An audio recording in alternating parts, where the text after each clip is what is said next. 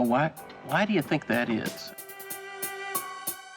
I mean, why is that? I mean, is it just because people are lazy today, or they're bored? I mean, are we just like bored, spoiled children who've just been lying in the bathtub all day, just playing with their plastic duck, and now they're just thinking, well, what can I do? Confidence that every vote legally cast will be legally counted and accurately counted. Okay, yes. We are bored. We're all bored now.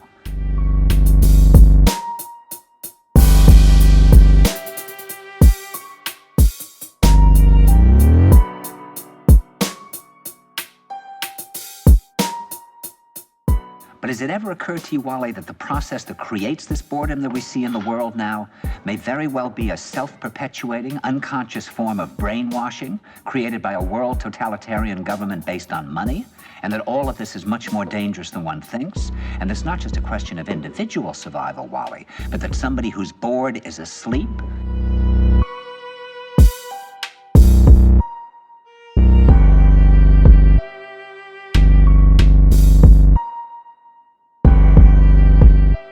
And somebody who's asleep will not say no? You know, what were the votes going in and which ones were changed going out? And he said, can you send me exactly the information we need to gather?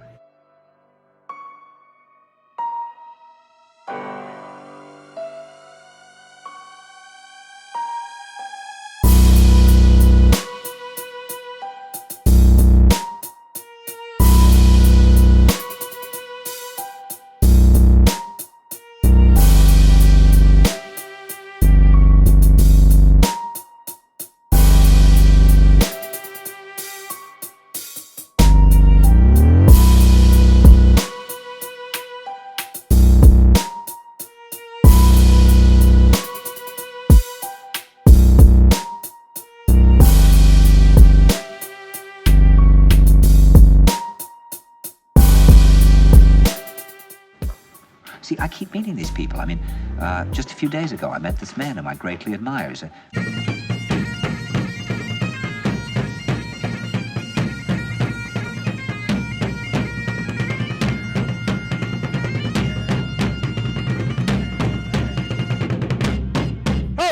He's completely cut them out of his life because he really does feel that we're living in some kind of Orwellian nightmare now, and that everything that you hear now contributes to turning you into a robot. A hacker actually change your vote. Federal officials are adamant that that would be nearly impossible. But is that correct? Senior correspondent Eric Shawn investigates. Can a machine be hacked?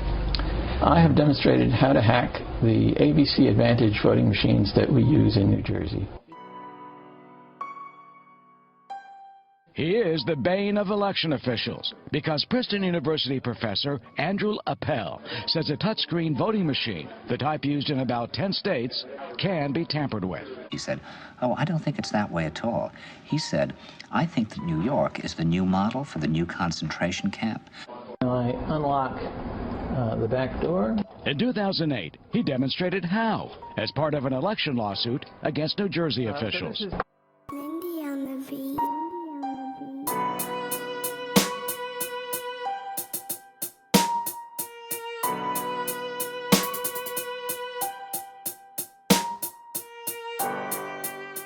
Where the camp has been built by the inmates themselves, and the inmates are the guards, and they have this pride in this thing they've built. They've built their own prison, and so they exist in a state of schizophrenia where they are both guards and prisoners, and as a result, they no longer have, having been lobotomized, the capacity to leave the prison they've made or to even see it as a prison.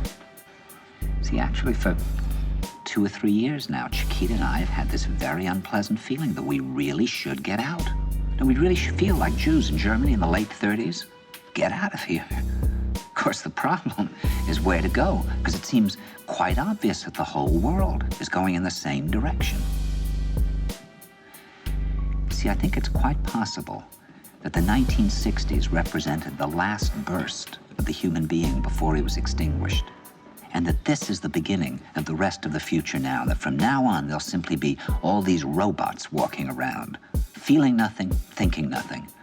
And there'll be nobody left almost to remind them that there once was a species called a human being, with feelings and thoughts, and that history and memory are right now being erased, and soon nobody will really remember that life existed on the planet.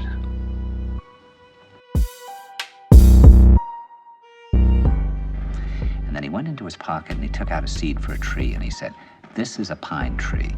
He put it in my hand and he said, "Escape before it's too late."